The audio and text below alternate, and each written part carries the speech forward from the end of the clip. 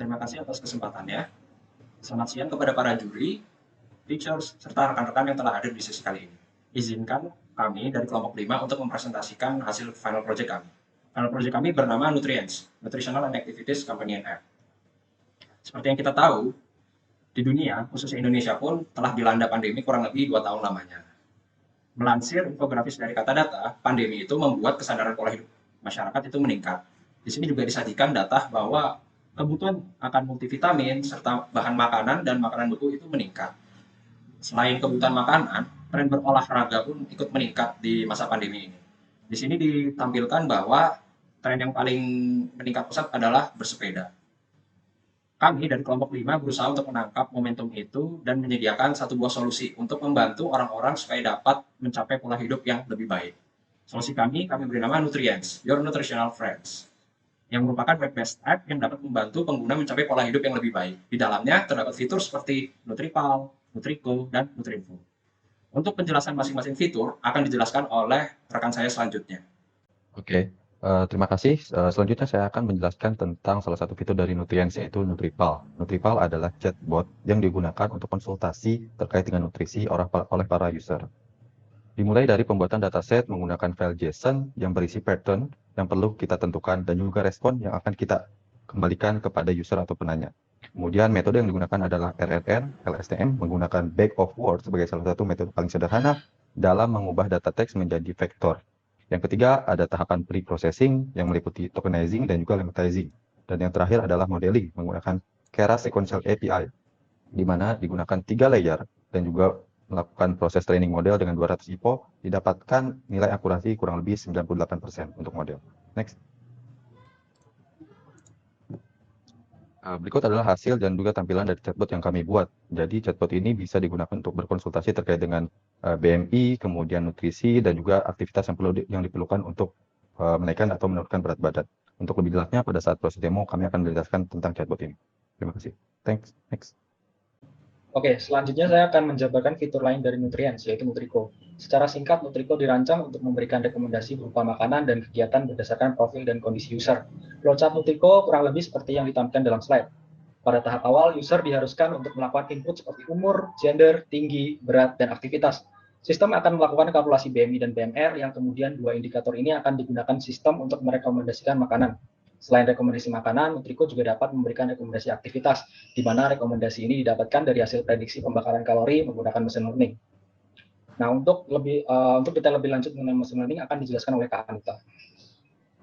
Saya akan menjelaskan workflow pada machine learning. Pertama, saya akan melakukan preparing dengan loading dataset. Kemudian, masuk ke tahap pre-processing dengan membuat data inference dan splitting data.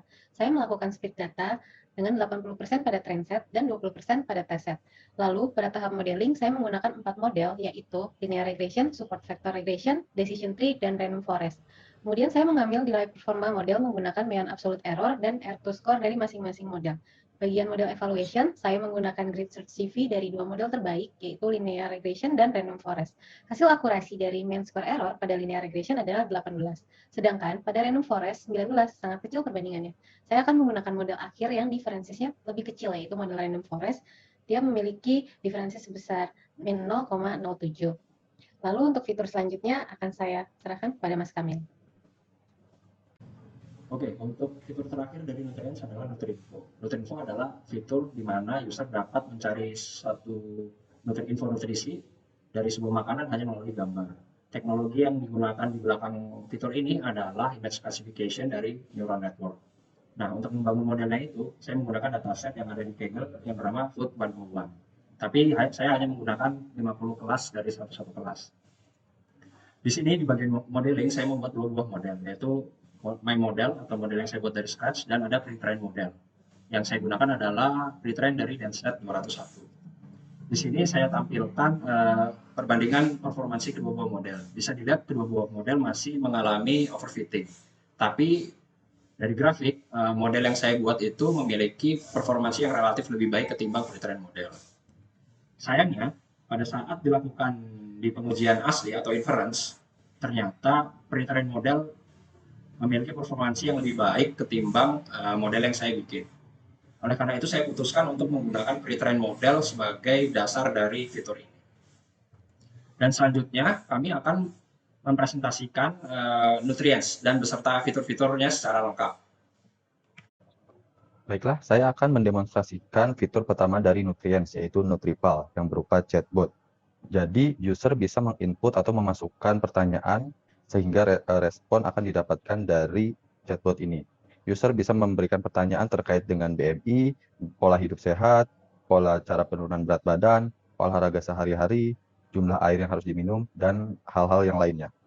Pada akhirnya, user akan diarahkan untuk mengakses link web apps dari Nutrien itu sendiri. Kemudian setelah mendapatkan linknya, user bisa melakukan membuka link tersebut dan mengakses Nutrien web apps. Terima kasih. Sekian dari saya. Selanjutnya akan dijelaskan oleh teman saya. Oke, kali ini saya akan mendemonstrasikan web apps dari proyek kami, Nutriko, yang merupakan salah satu fitur dari Nutrients. Berikut tampilan awal dari web apps kami.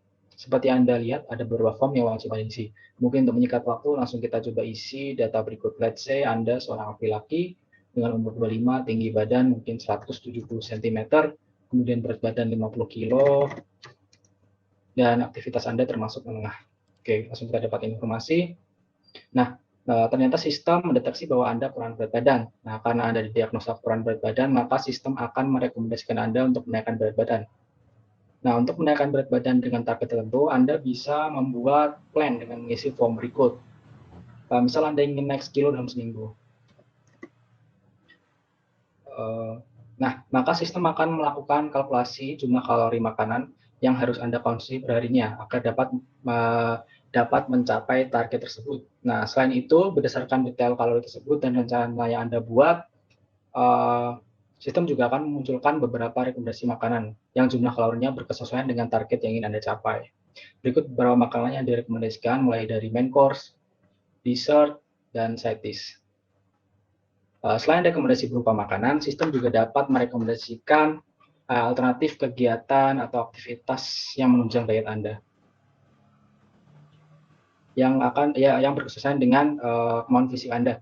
Nah, di awal tadi Anda sudah menginput beberapa indikator seperti profil dan aktivitas. Nah, berdasarkan input tersebut, sistem dapat mengestimasi jumlah kalori yang terbakar per hari.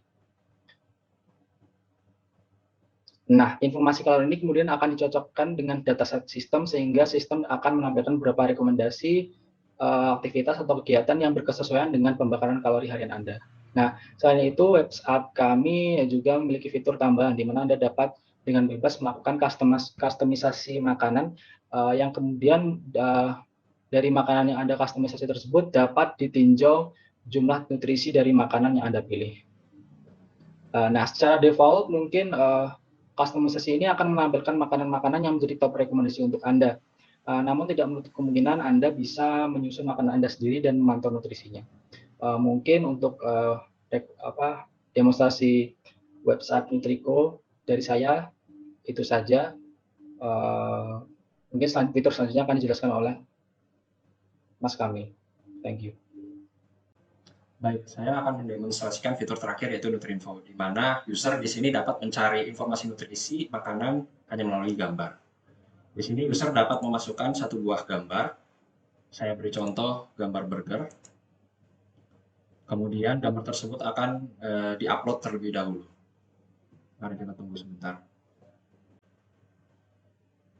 Apabila gambar telah berhasil diupload, ada pilihan untuk melakukan pencarian.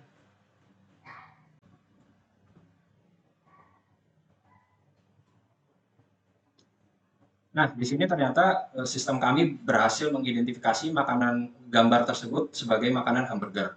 Lalu sistem kami dapat memanggil informasi nutrisinya, kemudian mensajikan sumber kalorinya. Saya juga menambahkan informasi untuk seseorang dapat membakar sekian kalori dari makanan yang ada. Di sini ada seperti berjalan, berlari, dan bersepeda. Kurang lebih sekian demo dari saya. Selanjutnya. Kedepannya, kami ingin mengembangkan aplikasi ini dengan melakukan beberapa improvement sebagai berikut. Yang pertama, memperluas dataset terkait makanan, nutrisi, dan jenis aktivitas yang lebih lengkap. Mempolish user experience dalam segi kecepatan eksekusi fitur. Lalu meningkatkan performansi fitur atau model.